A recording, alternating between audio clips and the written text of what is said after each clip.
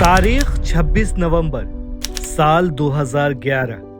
जगह दिल्ली का जंतर मंतर। लाखों की भीड़ में एक आम सा दिखने वाला शख्स। भ्रष्टाचार का खुलासा किया जाएगा। मतलब भ्रष्टाचार से समझौते का सवाल ही नहीं उठता।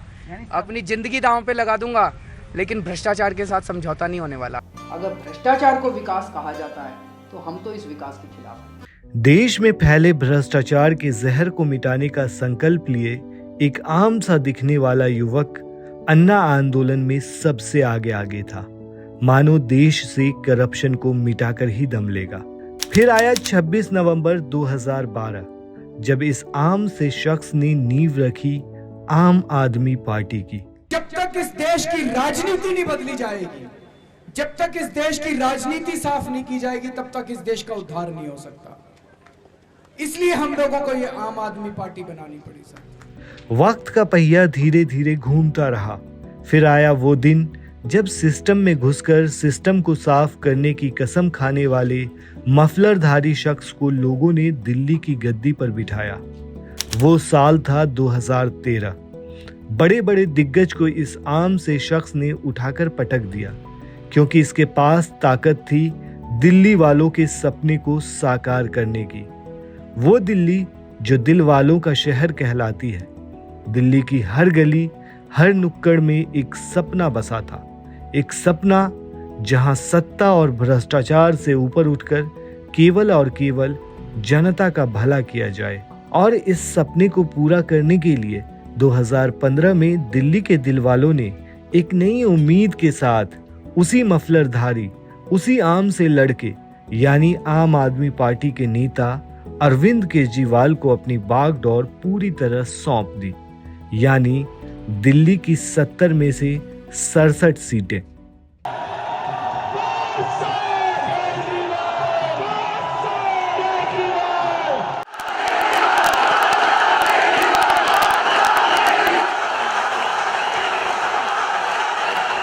लेकिन क्या सचमुच वो आम आदमी जो कभी दिल्ली वालों के बीच से उभरा था आज भी वही है, या फिर सत्ता के गलियारों में खोकर वो भी उसी भ्रष्टाचार का हिस्सा बन चुका है जिसका विरोध करने का वादा उसने किया था। भ्रष्टाचार से समझौते का सवाल ही नहीं उठता।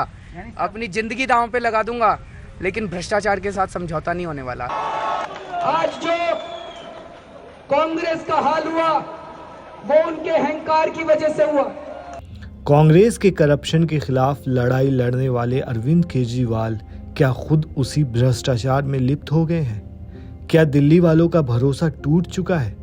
क्या आम आदमी पार्टी की सच्चाई अब महज एक पर्दा बनकर रह गई है? क्या है असली सच्चाई? क्या है आम आदमी की हकीकत? Something unprecedented has happened in India. A sitting chief minister has been arrested. Kejriwal गिरफ्तार हो चुके हैं और आज ईडी उन्हें डीएमएलए कोर्ट में पेश करेगी। Arvind Kejriwal has been arrested by the enforcement directorate. इस वक्त सामने आ रही है, अरविंद केजरीवाल को गिरफ्तार कर चुकी है सीबीआई। इस पूरे मामले की जांच पड़ताल कर रही है। करप्शन से जुड़ा ये पूरा मामला है, एक्साइज पॉलिसी से जुड़ा ये पूरा मामला।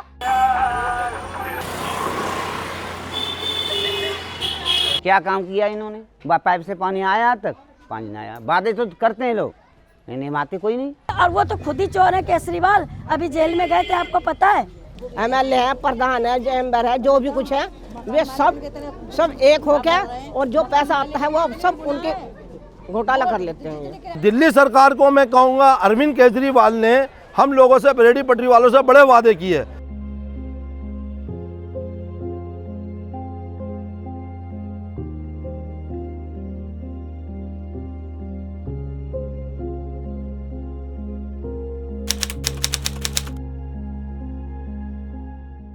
आम आदमी की हकीकत छिपी हुई है दिल्ली की बस्तियों में, गलियों में, झुग्गी झोपड़ियों की कड़ी कहानियों में। अरविंद केजरीवाल ने वादा किया था कि दिल्ली के हर घर तक नल से पानी पहुंचाया जाएगा। दिल्ली के हर घर तक पानी पहुंचाया जाएगा। हर घर को 700 लीटर पानी मुफ्त दिया जाएगा। ये दिल्ली के लोगों के जितने पानी के बिल पेंडिंग पड़े हुए हैं, बकाया पड़े हुए हैं, घरेलू कनेक्शन, वो सारे पानी के बिल माफ किए जाएंगे।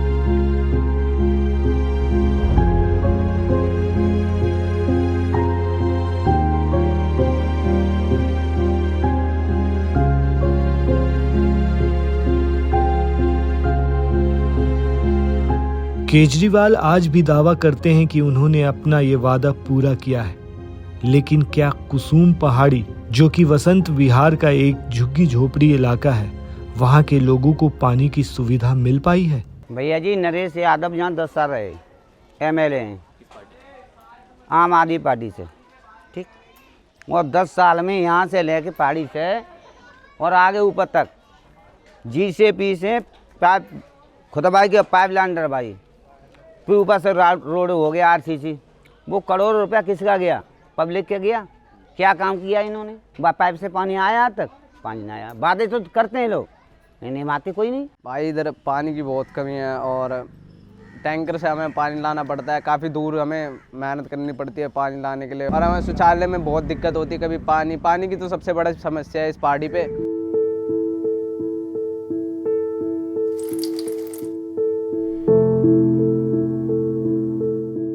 सुबह के करीब 10 बजे हैं और कुसुम पहाड़ी के इलाकों में दिन की शुरुआत कुछ इस तरह हो रही है।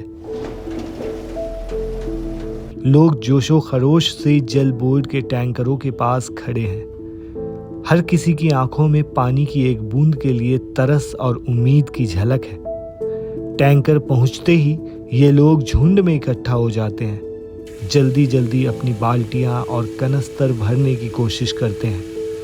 इन्हें पूरा दिन इसी पानी पर अपना गुजारा करना है। हमें स्कूल की छुट्टियां करनी पड़ती है, कैन उठाने के चक्कर में स्कूल छूट जाता है हमारा, और कभी कभी तो लेट हो जाते हैं स्कूल जाने के चक्कर में। टैंकर आते हैं, टैंकर में जब हम पानी भरते हैं तो हम जब कैन उठाते हैं तो हमें ना लड़ाई हो जाती है कभी कभार।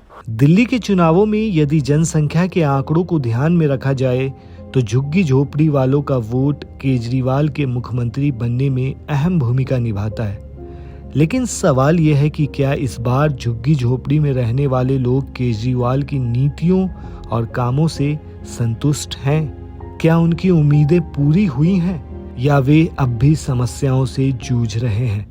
तो जो वादे किए थे वो सारे फ्रॉड वादे हैं केजरीवाल जी के। भी जो इलेक्शन गया था लोकसभा का, हमारे यहाँ आउटर दिल्ली से, साउथ दिल्ली से राघव चड्ढा जी आम आदमी से थे। उन्होंने मेन को पकड़ा था कि पानी का है, यहाँ लाइन डलवा दी, टेम्परेरी लाइन डलवा दी, इतने बड़े कनेक्शन दे दिए।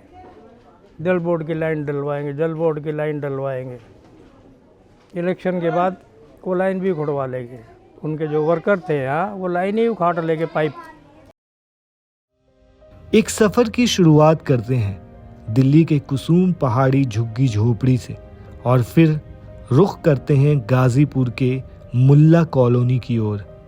इस रास्ते पर हमारी नजरें पहुंचती हैं एशिया के सबसे बड़े कूड़े के ढेर पर, गाजीपुर लैंडफिल पर।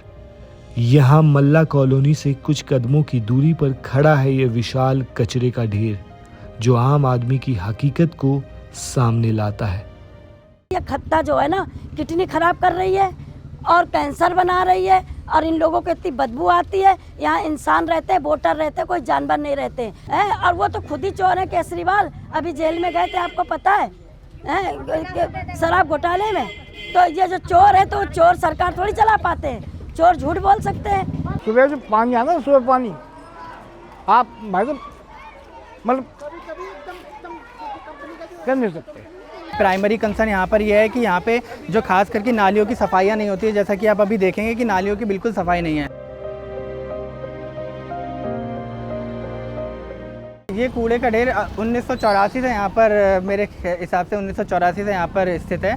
और देखा जाए तो बहुत ज़्यादा टॉक्सिन्स इसमें है, क्योंकि जब क्या होता है कि पूरी दिल्ली का कूड़ा जब एक जगह इकट्ठा होता है तो इसका जो लिक्विड है, जो बहुत ज़्यादा टॉक्सिक लिक्विड जिसको हम कहते हैं, जिसमें मीथेन गैस भी है और आपके मोनोक्साइड्स हैं, नाइट्रोजन्स हैं, अमोनिया लिक्विड है, तो ये पूरा एक मिट्टी के अंदर अब्जॉर्ब होता है। और वही पानी यहाँ पर समरसिबल के थ्रू, गंगा वाटर के थ्रू हम लोग क्या करते हैं, वाटर एक्सट्रैक्ट करके अपने घरों में हम वो पानी लेते हैं।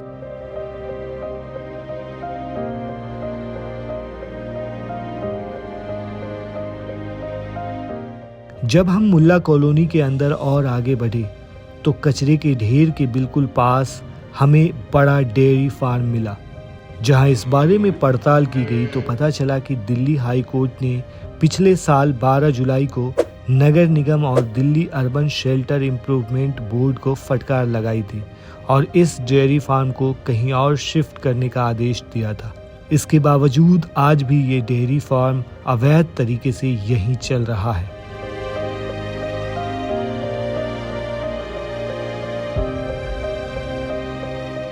यहाँ जिन गायों से दूध लिया जा रहा है, जो पूरे दिल्ली में सप्लाई किया जाता है, उसकी स्थिति बेहद खराब नजर आई। गायों के शरीर पर संक्रमण के स्पष्ट लक्षण थे, जो दूध की गुणवत्ता और सुरक्षा पर गंभीर सवाल खड़ा करते हैं। ये न केवल दिल्ली वासियों के स्वास्थ्य के लिए एक बड़ा खतरा हो सकता है, बल्कि इससे दूध की स्वच्छता और प्रबंधन पर भी गंभीर चिंता उत्पन्न होती है।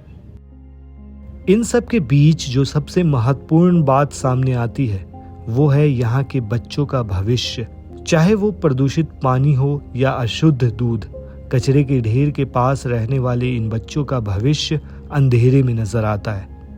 कुसुमपुर पहाड़ी की झुग्गी झोपड़ी हो या गाजीपुर का कूड़े का ढेर, जो स्पष्ट रूप से दिखाई देता है वो है केजरीवाल और उनकी आम आदमी पार्टी की प्रशासनिक नाकामी। लेकिन इससे भी बड़ी चिंता तब उत्पन्न होती है जब दिल्ली की जनता ये देखती है कि भ्रष्टाचार के खिलाफ लड़ाई लड़ने वाले केजरीवाल खुद भ्रष्टाचार के आरोपों से घिरे हुए हैं।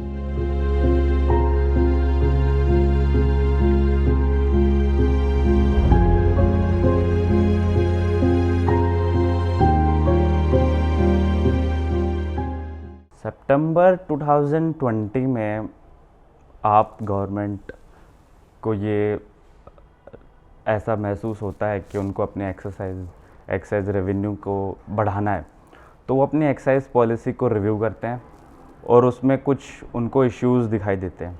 तो दिल्ली में अगर देखें तो या तो दिल्ली के कुछ इलाके ओवर सर्व्ड हैं और दिल्ली के ज्यादातर इलाके अनसर्व्ड हैं या बहुत बुरी तरह से अंडर सर्व्ड हैं। उसकी वजह से दिल्ली में शराब माफिया अपनी जगह बना पाया है। रेवेन्यू का देखें तो 50% रेवेन्यू जो है वो 189 शॉप से आ रहा है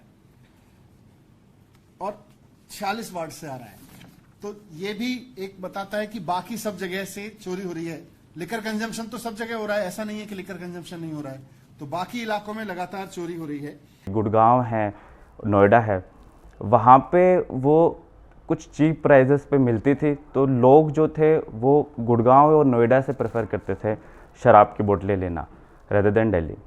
तो अब इतने ज़्यादा माफियाज बढ़ गए थे, इतना ज़्यादा गवर्नमेंट को रेवेन्यू क्रिएट नहीं हो रहा था, तो इसलिए गवर्नमेंट ने सोचा कि एक न्यू एक्साइज पॉलिसी बनाई जाए। इसी के लिए एक ग्रुप ऑफ मिनिस्टर्स बनाया गया, जिसमें 3 मिनिस्टर्स थे। श्री मनीष सिसोदिया जी थे, श्री कैलाश गहलोत जी थे और श्री सत्येंद्र जैन जी थे। और इम्प्लीमेंट करने के जस्ट 8 महीने के अंदर ये स्क्रैप कर दी गई। अब ये स्क्रैप कर दी गई तो ईडी और सीबीआई इन्होंने जांच शुरू की और इन्होंने अपनी अपनी एफआईआर और कंप्लेंट इन्होंने अपने रजिस्टर की।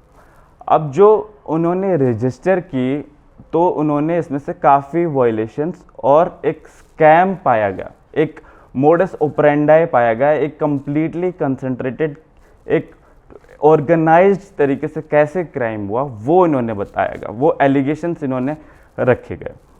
Sisodia has been arrested. ED, the Enforcement Directorate, has arrested Delhi's Health Minister, Mrs. Satyendra Jain. Kailash Gehlot, जिनसे ED दफ्तर में पूछताछ जारी है। अंगाड़ी एक मुंबई में जगह है जहाँ पे ये कैश लेके जाते थे। ये दिनेश अरोड़ा जी और अमित अरोड़ा जी ये देते थे वहाँ पे कैश और एक टोकन लेते थे, और ये फिर पैसा जाता था जो आपके कैंपेनर्स होते थे, क्योंकि गोवा और पंजाब के इलेक्शंस आने वाले थे और इनको वो कैश देना होता था। तो इनका भी पूरा कन्फेशंस आया हुआ अंगनवाड़ी का कि ये कैसे वहाँ पे पैसे देते थे। अब ईडी और सीबीआई ने एक जो एलिगेशंस लगाई है जो कि काफ़ी चौंकाने वाली है कि ये मोबाइल्स काफ़ी चेंजेस करते थे। अब स्टार्टिंग में तो श्री मनीष सिसोदिया जी के पास सिर्फ 3 ही फ़ोन होते थे और एक ही सिम होती थी, वो चेंज करते रहते थे। लेकिन जैसे ही ये स्कैम की रिपोर्ट्स आने लगी, इन्होंने 170 टाइम्स अपना फ़ोन चेंज किया था, और जो दूसरे भी जो अक्यूज पर्सन है वो भी अपना फ़ोन मल्टीपल टाइम्स चेंज करते थे। और एक और जो एलिगेशंस रखी गई थी कि पहले 6% प्रॉफिट शेयर होता था होलसेलर्स के साथ, ये बढ़ा के 12% हो गया था। अब लेकिन ये 12 सिर्फ डॉक्यूमेंट्स पे था। होता क्या था कि 12% वो कम्प्लीटली होलसेलर्स को नहीं जाता था प्रॉफिट मार्जिन। 12% जाने के बाद आपने उनको ये बोला था कि जब आपको 12% मिल जाएगा तो उसमें से 6% वो वापस कैश के थ्रू उनको दिया जाएगा। तो ये पूरा स्कैम इस तरीके से किया गया और इस पर बहुत सारी एलिगेशंस लगाए गए, बहुत सारे वॉल्यूमिनस चार्जशीट है ये, और इसमें अराउंड 300 विटनेसेस हैं, बहुत सारी व्हाट्सएप चैट्स है, सीसीटीवी कैमरास की रिकॉर्डिंग है।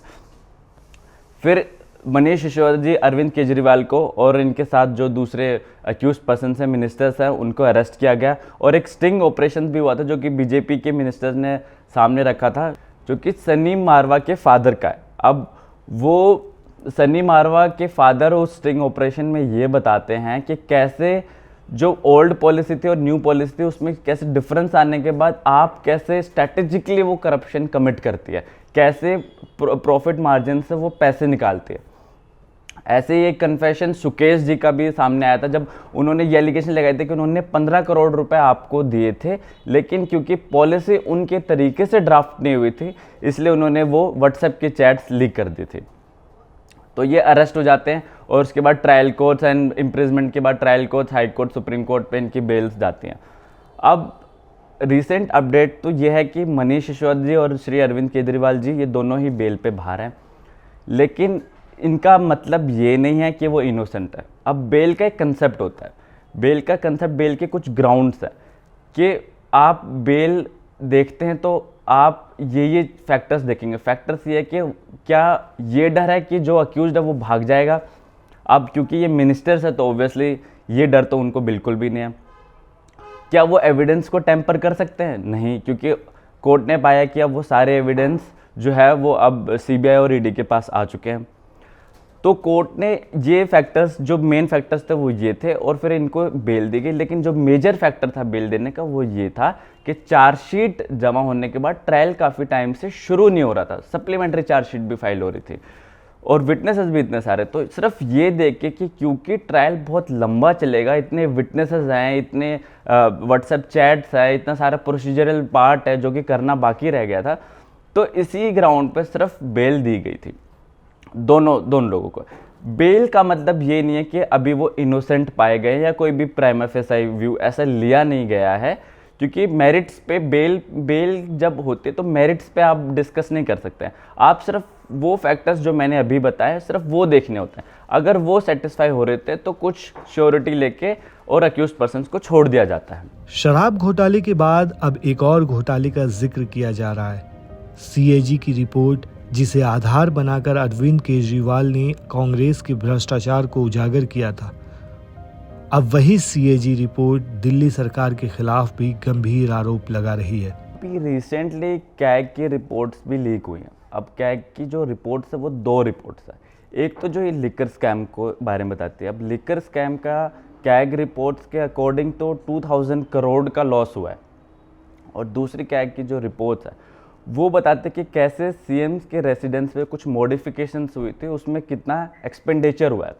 वो बताते हैं कि 33 करोड़ का हुआ है।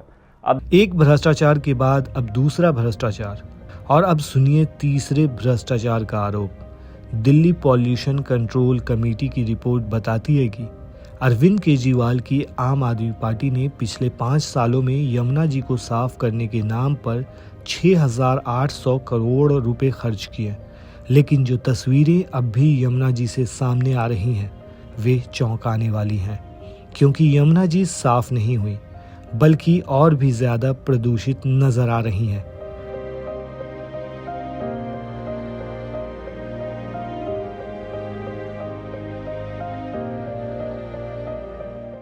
अब एक और भ्रष्टाचार के बारे में जानकारी प्राप्त करें, जिसका आरोप दिल्ली की जनता ने अरविंद केजरीवाल पर लगाया है। इस संदर्भ में एक प्रसिद्ध गाने की पंक्तियां याद आती हैं।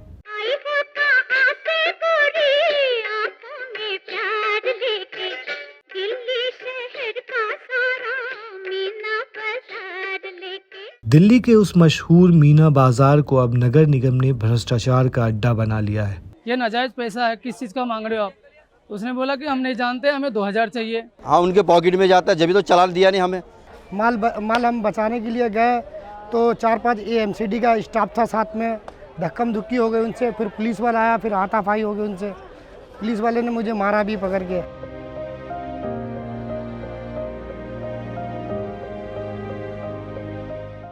टीवीसी यानी टाउन वेंडिंग कमेटी दरअसल 2014 में एक कानून जारी किया गया था जिसका नाम था street vendors protection of livelihood and regulation of street vending act. इस कानून के तहत रहरी पटरी वालों को वेंडिंग सर्टिफिकेट दिए जाने थे और एक सुनियोजित तरीके से उन्हें वेंडिंग जोन में अपनी स्टॉल लगाने के लिए निर्धारित क्षेत्र प्रदान किए जाने थे। यानी इस कानून के मुताबिक जब तक सरकार इन रहरी पटरी वालों को वेंडिंग जोन नहीं देती तब तक उन्हें अवैध घोषित नहीं किया जा सकता। 2014 में रेहड़ी पटरी कानून एक्ट आया और एक्ट आने के बाद रेहड़ी पटरी कानून लागू हो जानी चाहिए, जो कि अभी तक के रेहड़ी पटरी कानून लागू नहीं हुआ है। उसी में 2014 के एक्ट के अंदर ये क्लियर कट में कानून में लिखा हुआ था, उसी रेहड़ी पटरी वाले में से टीबीसी बनेगा और टीबीसी बन करके फिर वही टीबीसी वेंडरों का सर्वे करेगा। हर एक जोन में 12 टीबीसी बना, हर एक जोन के अंदर। हमारे सिटी एसपी जोन में भी 12 टीबीसी है और 12 टीबीसी मेंबर में एक मैं खुद टीबीसी मेंबर हूँ। खास करके सर उसके बाद हम लोग टीबीसी मेंबर बनने के बाद हम लोग पूरी दिल्ली नहीं, हम अपने पूरे जोन के अंदर सिटी एसपी जोन के अंदर सर्वे किए। सर्वे करके हम लोग सारे वेंडर को एमसीडी द्वारा सर्टिफिकेट दिलवाए। सर्टिफिकेट मिलने के बावजूद भी आज पूरी दिल्ली में हम लोगों के साथ इतनी गलत व्यवहार एमसीडी कर रही है जिसका कहने की जवाब नहीं। खास करके एमसीडी जैसे अभी बाज़ार लगा हुआ है और एमसीडी आएगी और आने के बाद हम लोगों के माल उठाएगा और उठाने के बाद उसको चाहिए कि हमारा माल काउंटिंग करे, गिने और कैश मोमो लिख करके मुझे दे।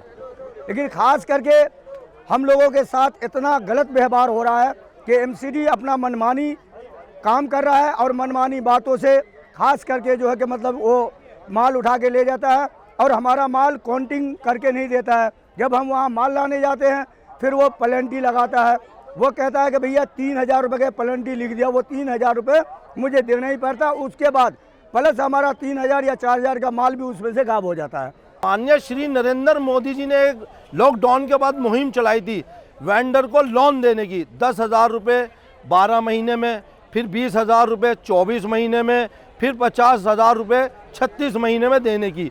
जब पीएम स्वनिधि का लाभ हम वेंडर ले रहे हैं और जब हम रोज़गार कर रहे हैं, जब उसका लाभ हम ले लेंगे और जब हम उसकी अदायगी नहीं करेंगे तो हम वेंडर पैसे कहाँ से अदा कर पाएंगे। और दिल्ली सरकार को मैं कहूँगा, अरविंद केजरीवाल ने हम लोगों से, रेहड़ी पटरी वालों से बड़े वादे किए मगर वो भी सक्सेसफुल नहीं उतरे। उन्होंने कहा एमसीडी में हमारी सरकार आएगी तो हम रेहड़ी पटरी वालों को वेंडिंग और नॉन वेंडिंग जोन बना के देंगे, वो भी अपने वादे से मुकर गए। अभी हाल ही में जब इलेक्शन हुए थे तो उन्होंने कहा था कि हम 10वें नंबर पे रेहड़ी पटरी वालों के लिए वेंडिंग बनाएंगे, मगर कोई वेंडिंग नहीं बनाया गया। तो हमारा यही कहना है कि एमसीडी के अंदर जो अभी एलआई हैं नरेंद्र जी, ये इन्होंने जो मीना बाजार नहर पटरी पे इन्वेक्शन किया 15 और 16 के अंदर, वो गैर कानूनी माना जाता है। जब हम उनको कागज़ दिए, कागज़ देने के बाद बोले कि सर मेरा माल छोड़िए। उसने बोला कि माल छोड़ेंगे, 10 मिनट रुक जाओ। 10 मिनट करते करते उसने 3 घंटा लगाया। 3 घंटे के बाद वो हमें साइड में ले गया, बोला कि भाई साहब 2000 रुपये लगेगा। तो हम बोले कोई बात नहीं सर, 2000 रुपये जो लगेगा आप हमें ये बताइए ये नाजायज़ पैसा है, किस चीज़ का मांग रहे हो आप। उसने बोला कि हम नहीं जानते, हमें 2000 चाहिए। फिर वहाँ जाने का, वहाँ भी फिर कह रहा है इतना माल है, इतना चलान कटेगा। तो 2900 कुछ रुपये का चलान उसने काटा हमारा, 2900 रुपये कुछ चलान काट के। और तो रसीद देना चाहिए ना, वो रसीद अभी तक दिया ही नहीं है उसने अपने पॉकेट में रख लिया हमारा पैसे।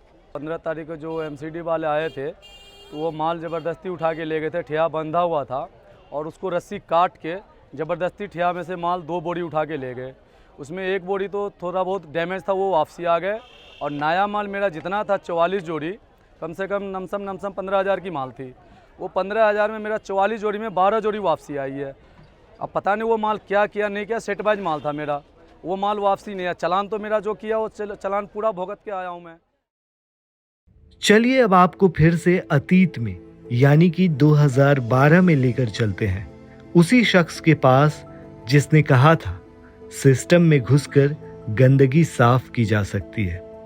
और इस बात को कहे हुए आज तकरीबन 13 साल हो चुके हैं। लेकिन सवाल यही है, क्या सिस्टम को साफ करने की कसम खाकर सिस्टम में आने वाले अरविंद केजरीवाल खुद सिस्टम में फंस चुके हैं?